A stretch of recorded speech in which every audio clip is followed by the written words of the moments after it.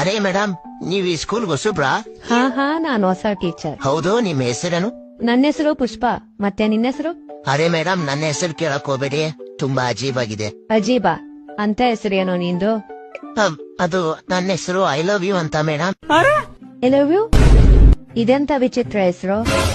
Madam, ನಾ ಅಮ್ಮ ತುಂಬಾ ಪ್ರೀತಿಯಿಂದ ಇಟ್ಟಿರೋ ಹೆಸರು ಅದು. ಆದ್ರೆ ಈಗ ನಾ ಅಮ್ಮ ಇಲ್ಲ, ಆ ಹೆಸರಿಂದ ನನ್ನ ಯಾರು ಕರೆಯಲ್ಲ. ಅರೆ ನೀನ್ ಚಿಂತೆ ಮಾಡ್ಬೇಡ ಕಣೋ, ಇವತ್ತಿಂದ ನಾನ್ ನಿನ್ನ ಕರಿತೀನಿ. Thank you madam. ಸರಿ, ಕ್ಲಾಸ್ ಅಲ್ಲಿ ಸಿಗೋಣ.